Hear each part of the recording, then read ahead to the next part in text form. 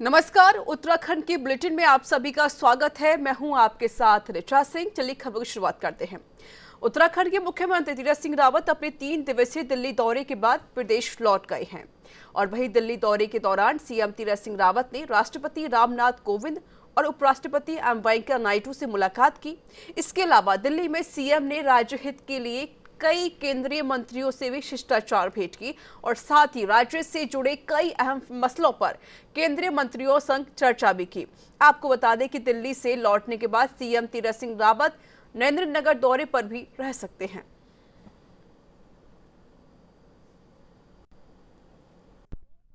प्रधानमंत्री जी माननीय नरेंद्र मोदी जी की विशेष कृपा जो है उत्तराखंड राज्य पे है। चाहे हमारा केदारनाथ धाम हो, चाहे बद्रीनाथ धाम हो, चाहे हमारी ऑल वेदर रोड हो, चाहे हमारी रेल परियोजना हो, तमाम जो हमारी जो सड़कें हैं ये केंद्र सरकार जब से भारतीय जनता पार्टी की सरकार उत्तराखंड में बनी है और केंद्र में माननीय नरेंद्र मोदी जी के नेतृत्व में उनकी विशेष कृपा है उत्तराखंड पे।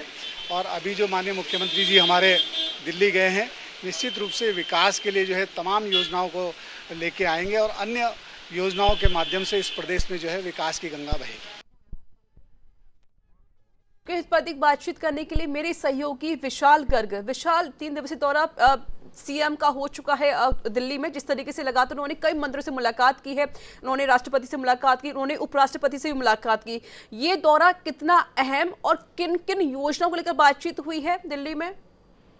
देखिए ऋचा, क्योंकि जिस तरह से मुख्यमंत्री जी का ये 3 दिवसीय दौरा रहा है और अपने सचिवों के साथ वो 3 दिवसीय दिल्ली दौरे पर रहे और जिस तरह से आज वो वहां से उनकी रवानगी हो चली है दिल्ली से, और ऐसे में क्योंकि बड़ा महत्वपूर्ण ये माना जा रहा है क्योंकि कई कैबिनेट मंत्री ऐसे थे जिनसे उन्होंने मुलाकात की, राष्ट्रपति से वो मिले, उपराष्ट्रपति से वो मिले। और क्योंकि प्रदेश में अगर मैं विकास कार्यों की बात करूं तो अब जो तेजी लाने वाली है, क्योंकि पूरा एक कहा जा रहा है कि एक बड़ा पिटारा मुख्यमंत्री जी विकास योजनाओं का यहाँ पर लेकर के आ रहे हैं, क्योंकि वो कृषि के क्षेत्र में भी कृषि मंत्री से मिले हैं और पर्यटन के क्षेत्र में भी मंत्रियों से मिले हैं और तमाम ऐसे विभाग हैं जहां पर वो उन्होंने मुलाकात की और राज्य के हित के लिए काम किया। अब ऐसे में मुख्यमंत्री तीरथ सिंह रावत कुछ ही समय में जो है वो उत्तराखंड में पहुंच जाएंगे और फिर उसके बाद जो योजनाएं हैं जिन पर विचार विमर्श हुए हैं और काफी लंबी लंबी जो बैठकें क्योंकि दिल्ली में हमें देखने को मिली, तो अब उसके बाद लगेगा कि प्रदेश में जो विकास के 4 चांद लगने वाले हैं और नई जो चीजें हैं वो अब देखने को मिलेंगी प्रदेश में। ऋचा, बिल्कुल विशाल, देखिए जिस तरीके से सबसे बड़ी बात यह है कि अब उत्तराखंड में विधानसभा के चुनाव भी नजदीक आने वाले हैं, इसके लिए क्या कुछ स्ट्रैटेजी बनाई जा रही है? देखिए ऋचा, क्योंकि जिस तरह से मुख्यमंत्री जी का ये दौरा रहा है तो इसमें साफ तौर से तो कहा ही जा रहा है कि विकास कार्य इसमें होने शामिल हैं और ऐसे में क्योंकि यहाँ पर इनको अपनी टीम का भी जो बढ़ाना है, क्योंकि दायित्वों को बांटना है, वो भी एक महत्वपूर्ण चुनौती उनके सामने रही है कहीं ना कहीं। तो अब क्योंकि जिस तरह से सूत्रों के हवाले से जानकारी मिल रही है कि मुख्यमंत्री तीरथ सिंह रावत जल्दी अपने दायित्वों को भी बांटेंगे, अलग अलग विभागों के जो उपाध्यक्ष हैं उनको भी नियुक्त करेंगे। लेकिन अब जिस तरह से क्योंकि चुनाव का भी समय है और चुनाव में कितनी तेजी वो विकास की लाएंगे, किस तरह से वो अपने अधिकारियों को या फिर अपने सहयोगियों का साथ लेंगे और किस तरह से वो चीजों को अब आगे मॉनिटर करेंगे, या फिर उत्तराखंड के परिप्रेक्ष्य में अगर हम देखें तो कितनी योजनाएं यहाँ पर लानी जा रही है, तो उसके लिहाज से भी कहीं ना कहीं महत्वपूर्ण माना जा रहा है। और ऐसे में क्योंकि उनका आने के बाद ही तुरंत बाद कहा जा रहा है कि वो नरेंद्रनगर दौरे पर भी रहेंगे, तो ऐसे में भी कहा जा रहा है कि मुख्यमंत्री जी बिल्कुल भी रुक नहीं रहे हैं, लगातार वो एक के बाद एक नए आयाम छूते हुए नजर आ रहे हैं। ऋचा, बिल्कुल। चलिए विशाल, बहुत बहुत शुक्रिया आपका अधिक जानकारी देने के लिए। नजर बनाए रखिए, अपडेट आपसे लेते रहेंगे। आपको बता दें थोड़ी देर में मुख्यमंत्री उत्तराखंड पहुंच जाएंगे। फिलहाल उनका 3 दिवसीय दौरा था दिल्ली में, वो समाप्त हो गया है। उन्होंने कई मंत्रियों से मुलाकात की, उन्होंने कई कैबिनेट मंत्रियों से मुलाकात की। उत्तराखंड में किस तरीके से विकास कार्य को आगे बढ़ाना है, इसके मद्देनजर रखते हुए कई योजनाओं को लेकर भी बातचीत की गई है। तो उत्तराखंड हाईकोर्ट ने 4 धाम यात्रा मामले में दायर जनहित याचिका की वीडियो कॉन्फ्रेंसिंग के माध्यम से सुनवाई की और राज्य सरकार ने स्वास्थ्य व्यवस्थाओं को लेकर कोर्ट में शपथ पत्र पेश किया, जिस पर कोर्ट असंतुष्ट नजर आया। 4 धाम यात्रा को लेकर कोर्ट की खंडपीठ ने राज्य सरकार को कई बिंदुओं पर आदेश देते हुए 21 जून तक विस्तृत शपथ पत्र पेश करने को कहा है। कोर्ट ने राज्य सरकार से कहा है कि 4 धाम यात्रा को लेकर मेडिकल की क्या व्यवस्थाएं होंगी। कोर्ट ने राज्य सरकार से पुजारियों, साधुओं सहित व्यापारियों के वैक्सीनेशन की क्या व्यवस्था की गई है, 4 धाम यात्रा की पूरी व्यवस्थाएं चाक चौबंद है या नहीं, समेत कई बिंदुओं पर सवाल पूछे। टूरिज्म की ओर से एफिडेविट फाइल हुआ था, कोर्ट उससे संतुष्ट नहीं थी और कोर्ट ने ये कहा है कि 21 तारीख से पहले गवर्नमेंट ये निर्णय करे कि उसको चारधाम यात्रा अगर करानी है फेज वाइज तो वो व्यवस्थाएं कैसे करी जाएंगी, मेडिकल की व्यवस्थाएं कैसी होंगी, स्थानीय व्यापारियों के लिए, साधुओं के लिए और जो पुजारी हैं उनके वैक्सीनेशन की स्थिति क्या है, इस सब के बारे में चाक चौबंद व्यवस्थाएं कैसे हों, गवर्नमेंट इसके बारे में एफिडेविट फाइल करे। और कोर्ट का कहना है कि अगर अंतिम समय पर निर्णय लिया जाता है तो कुंभ की तरह जो व्यवस्थाओं का अनुपालन है वो नहीं हो पाएगा। इसलिए कोर्ट ने डायरेक्ट किया है कि सरकार अनिर्णय की स्थिति न रखे, कोई ढिलाई न करे और समय से निर्णय ले और समय से व्यवस्थाएं करे चारधाम के संदर्भ में। केदारनाथ में वर्ष 2013 में आई भीषण दैवीय आपदा का आज 8 वर्ष पूरे हो गए हैं, जिसको लेकर सीएम तीरथ सिंह रावत ने आपदा में मारे गए लोगों को भावभीनी श्रद्धांजलि अर्पित की। सीएम तीरथ ने ट्वीट कर लिखा कि आपदा में मारे गए सभी लोगों को मैं श्रद्धा सुमन अर्पित करता हूं। साथ ही कहा कि चारधाम यात्रा को सुगम बनाने के लिए राज्य सरकार कटिबद्ध है और इस दिशा में सरकार लगातार काम भी कर रही है।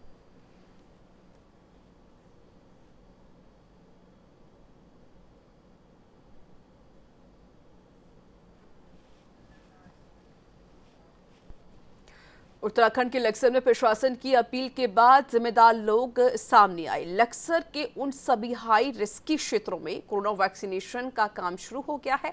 वहीं जिन क्षेत्रों में लोग कोरोना का टीका लगवाने के लिए मना कर रहे थे, ऐसे तमाम क्षेत्रों में एसडीएम और सीएमओ ने गांव-गांव पहुंचकर लोगों से टीका लगवाने की अपील की है। वहीं टीके के प्रति लोगों में व्यापक भ्रांतियों को भी दूर किया गया और कोरोना की रोकथाम को लेकर जागरूक किया गया।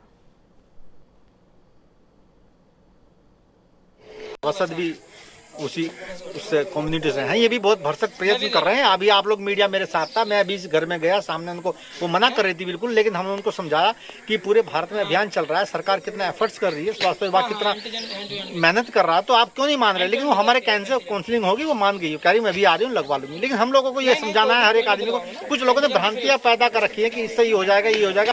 हम लोगों को उनको ब्रेन वॉश करना और उनको समझाना, आखिरकार वो मान जाएंगे। चलिए खबरों में आगे बढ़ते हैं। खबर देहरादून से है, जहां बीते दिनों स्वास्थ्य विभाग में बड़ा फेरबदल हुआ है। फेरबदल के बाद राजधानी में नए सीएमओ के तौर पर मनोज उप्रेती ने कार्यभार ग्रहण किया। वहीं कार्यभार संभालते ही पहले ही दिन सीएमओ वर्किंग मोड में नजर आए। मनोज उप्रेती ने अपनी प्राथमिकताएं बताते हुए कोविड-19 को देहरादून में बड़ी चुनौती बताया है।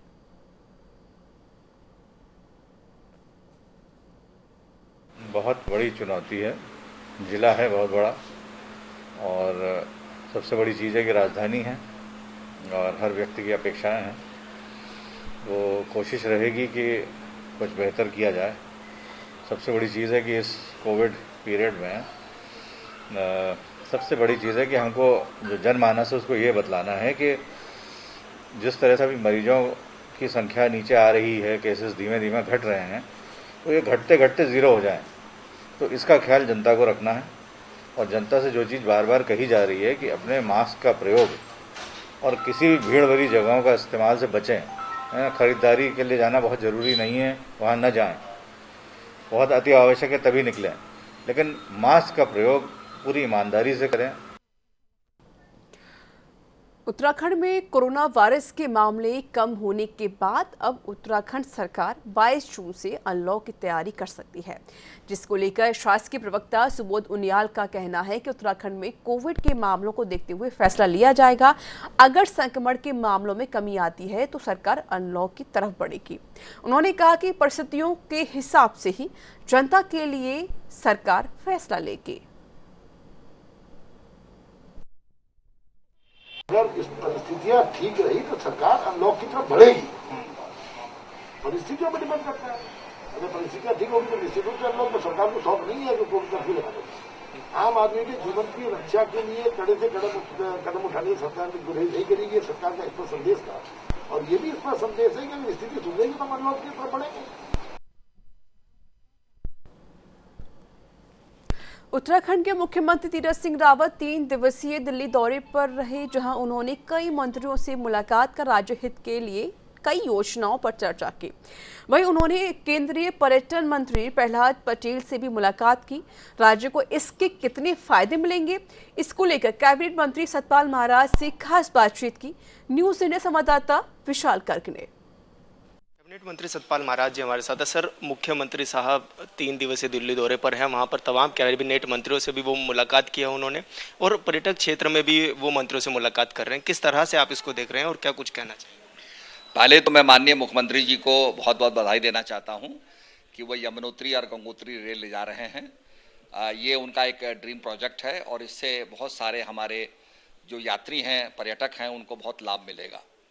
जो लोग बस से यात्रा नहीं कर सकते हैं वो रेल से यमुनोत्री या गंगोत्री जा पाएंगे। इसके लिए मैं उनको बहुत बहुत बधाई देता हूं। इसके साथ साथ वो पर्यटन मंत्री से मिले और आईडीपीएल में biodiversity park, convention centre, wellness centre, इस सब के लिए उन्होंने जो है पूरा प्रपोजल भेजा है और मुझे बड़ी आशा है कि वो जल्दी स्वीकृत हो जाएंगी। इसके साथ साथ गंगोत्री यमुनोत्री में प्रसाद योजना के अंतर्गत 50 करोड़ का उन्होंने जो है बजट भेजा है, तो वो भी स्वीकृत होगा तो मैं समझता हूं कि गंगोत्री यमुनोत्री का भी बहुत जल्दी विकास होगा। तो ये सब बातें बहुत अच्छी मुख्यमंत्री जी ने की हैं और केंद्र से बहुत सहायता मिलेगी तो निश्चित रूप में हमारा उत्तराखंड बहुत तेजी से विकास करेगा। केदारनाथ त्रासदी को भी 8 साल बीत चुके हैं। किस तरह से आप वहाँ पर जो लोग थे उनको श्रद्धांजलि देंगे जो कि बाढ़ में बह गए थे, और किस तरह से आप अब देख रहे हैं केदारनाथ में जो काम चल रहा है? 8 साल पहले 16 जून 2013 को भीषण आपदा केदारनाथ में हुई थी और वो एक मैं समझता हूँ कि एक्सप्लॉयटेशन ऑफ एनवायरनमेंट का ही एक परिणाम था कि बहुत ज़्यादा वहाँ पर जो है चोराबाड़ी ग्लेशियर को मॉनिटर नहीं किया गया। तो मैं यही कहूँगा कि इस हृदय विदारक त्रासदी से हमें सबक लेना चाहिए कि हम अनावश्यक रूप से प्रकृति के दोहन से बचें और धार्मिक मान्यताओं के अनुरूप अपना आचरण करें। और मैं सभी जो हुतात्माएं हैं उनको सबको श्रद्धांजलि अर्पित करता हूं और सभी जो परिवार वाले जिन्होंने अपने स्वजनों का बिछोह सहा है उन सब के प्रति मेरी सहानुभूति है। तो इस पूरी त्रासदी से हमें कुछ बहुत सीख लेनी चाहिए और थोड़ा सा पहाड़ के अंदर मॉनिटरिंग हमें बढ़ानी चाहिए ताकि अपने ग्लेशियर्स के और अपने जो तालाब हमारी हैं, चोराबाड़ी ग्लेशियर है और भी जो ग्लेशियर हैं, इन सब का हमें ध्यान रखना चाहिए कि कोई भी ऐसी त्रासदी की पुनरावृत्ति ना हो। ये 2013 एक सबक है हमारे लिए कि आगे भविष्य के अंदर ऐसी बड़ी त्रासदी फिर से ना हो सके, इसके लिए पूरा हमें साइंटिफिकली इसका बंदोबस्त करना चाहिए। प्रधानमंत्री जी का ड्रीम प्रोजेक्ट रहा है केदारनाथ और काफ़ी अब देख भी रहे हैं हम, कई निर्माण कार्य भी वहाँ पर हुए हैं। आप इसको किस तरह से देख रहे हैं? और प्रधानमंत्री केदारनाथ प्रधानमंत्री जी का ड्रीम प्रोजेक्ट रहा है और उन्होंने वहाँ पर रात्रि निवास करके एक बहुत ज़्यादा महत्व दिया है उस स्थान को। वहाँ पर ध्यान में बैठ कर के एक गुफा के अंदर उन्होंने साधना की है। मैं समझता हूँ कि इससे हमारे केदारनाथ का टूरिज़्म बहुत बढ़ा है और काफ़ी यात्री वहाँ पर पहुँचे। मैं प्रधानमंत्री जी को हृदय से धन्यवाद ज्ञापित करता हूँ और उसके साथ साथ बद्रीनाथ का भी उनका एक विशाल प्रोजेक्ट है। तो ये हमारे धाम जो हैं बिल्कुल एक बहुत ही आधुनिक रूपरेखा में पूरी मान्यताओं के अनुसार जो हैं सुसज्जित हो जाएंगे और इससे पर्यटन को 4 चांद लगेंगे। धन्यवाद सर न्यूज़ इंडिया से बात करने के लिए। तो सतपाल महाराज जी हमारे साथ थे जो कि तमाम विषयों पर हमसे बातचीत कर रहे थे। अपने सहयोगी रिंकू के साथ विशाल गर्ग, न्यूज़ इंडिया, देहरादून। देहरादून में कोविड और डेंगू की रोकथाम के लिए नगर निगम लगातार प्रयास करता हुआ नजर आ रहा है। इसके तहत शहर में डेंगू का प्रभाव रोकने के लिए नगर निगम फॉगिंग का कार्य भी कर रहा है ताकि कोविड के साथ साथ डेंगू को भी नियंत्रण में किया जा सके। साथ ही मेयर सुनील उनियाल गामा का कहना है कि लगातार नगर निगम सैनिटाइज करने का काम कर रहा है, साथ ही नदी नालों को भी साफ कराया जा रहा है ताकि डेंगू का जो प्रकोप है वो देहरादून में ना पनप सके। कोरोना काल चल रहा है। कोरोना काल में भी नगर निगम के माध्यम से जो सैनिटाइज वार्डों में, गलियों में, मोहल्लों में, पूरे बाज़ारों में ये सैनिटाइज करने का काम हमने किया है। अब दूसरा हमारा बरसात आने वाली है। बरसात में जल भराव भी होता है, नदी नाले जब बरसात आती है तो बस्तियों में घुसता है। तो इसके लिए भी हमने युद्ध स्तर पे इस समय जो बड़े नाले हैं, बड़े नदियां हैं, उनको साफ करने का काम चल रहा है ताकि आने वाले समय में बरसात में जल भराव ना हो और कहीं भी इस तरह की दिक्कतें ना आए। इसके लिए अभी से जो है हमारा जो नाला गैंग है दिन रात लगा हुआ है और जो नदियां जिनका मलबा जिसमें ज़्यादा भर गया है उनको साफ करने का काम हम कर रहे हैं। लगातार बारिश होने के चलते जमीन के अंदर रहने वाली अधिकतर जीव जंतु इस मौसम में बाहर निकल रहे हैं। जिसमें सबसे खतरनाक होता है सांप। हल्द्वानी के आबादी वाले इलाके में इन दिनों काफी सांप निकल रहे हैं, लेकिन हद तो तब हो गई जब एक खतरनाक सांप बिजली के तारों पर चढ़ गया, जिसको देखकर आसपास के इलाकों में काफी दहशत फैल गई।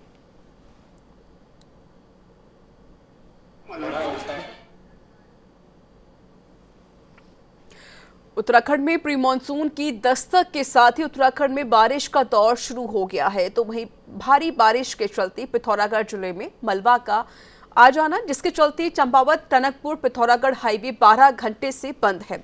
20 से ज्यादा ग्रामीण सड़कें बंद हो गई हैं, तो वहीं 15 से ज्यादा घरों में पानी घुस गया है। मार्ग को खोलने के लिए लगातार प्रयास किए जा रहे हैं, जल्द ही मार्ग खोला जाएगा।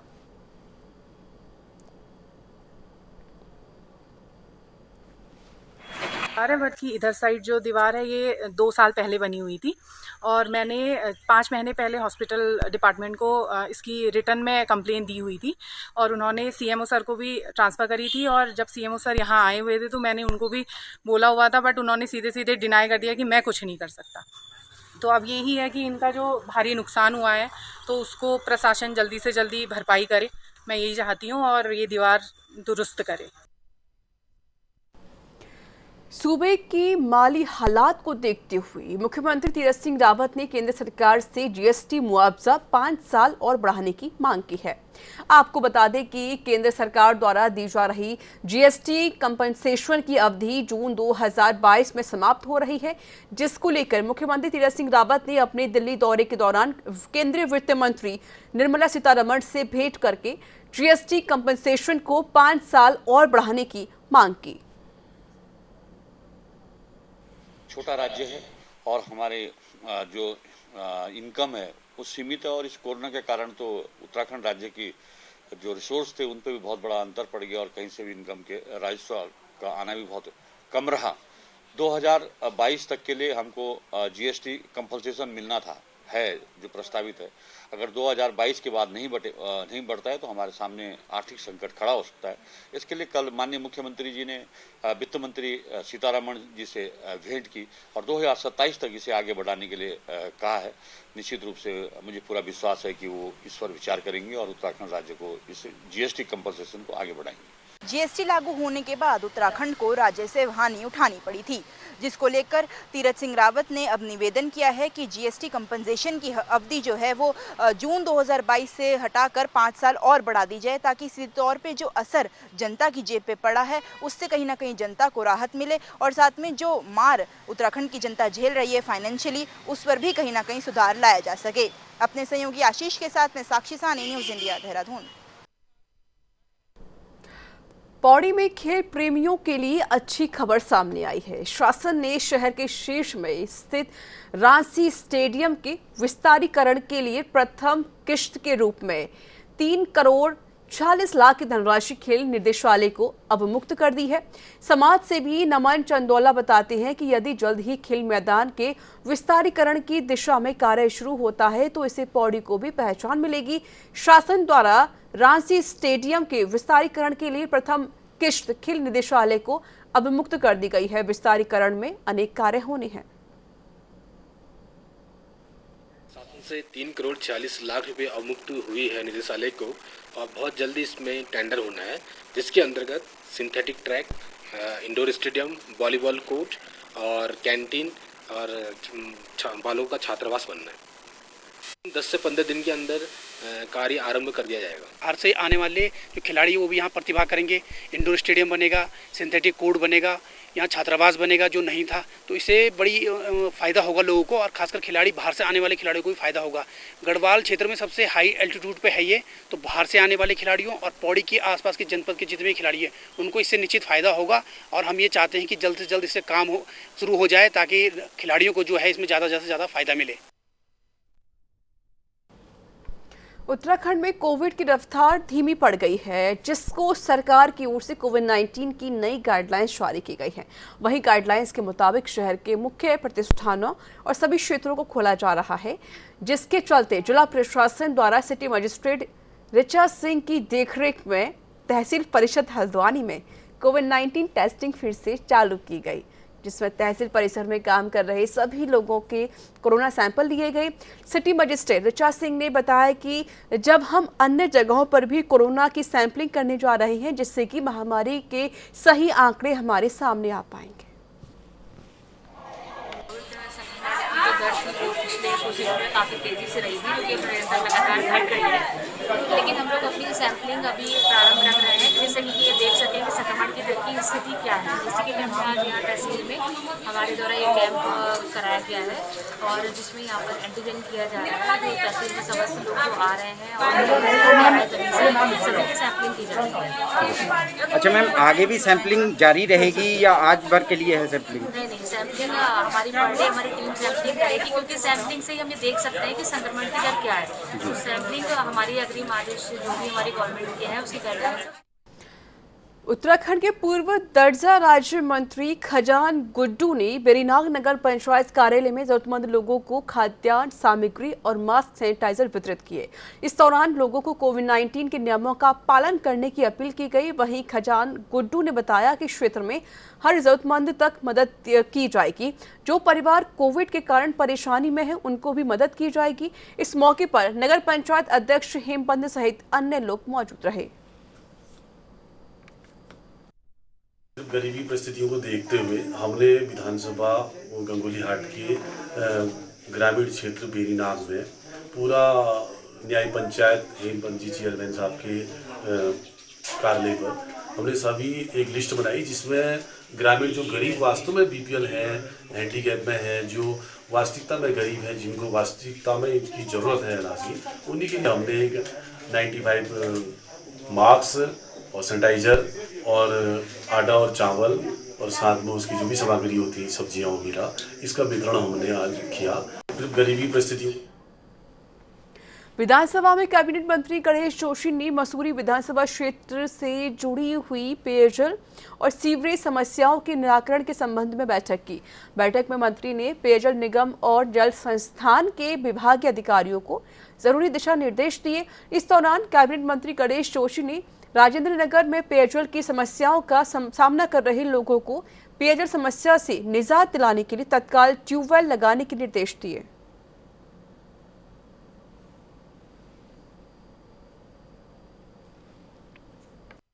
जल संस्थान व जल निगम के अधिकारी को मैंने यहाँ पर बुलाया था और विस्तार से सब बिंदुओं पर चर्चा हुई।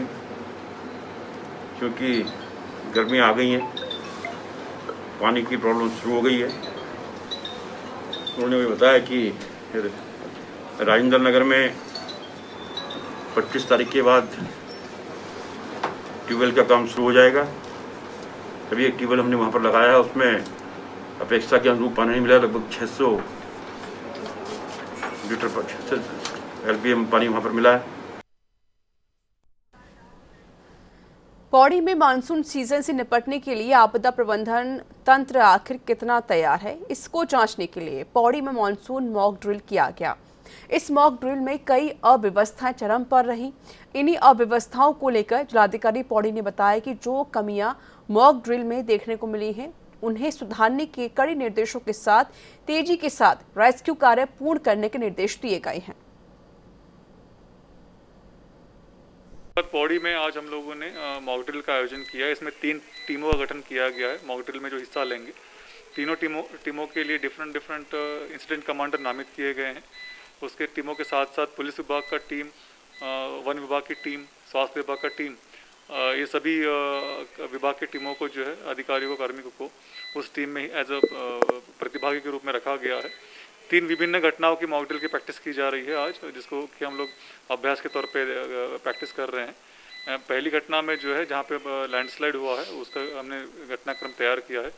दूसरी घटना में जहाँ पे हम लोग का एक गाड़ी गिरने की सूचना प्राप्त हुआ है, उसका हम लोग अभ्यास मॉक ड्रिल में प्रैक्टिस कर रहे हैं। और तीसरी घटना में जो है। तो इसी के साथ उत्तराखंड के बुलेटिन में इतना ही। नमस्कार।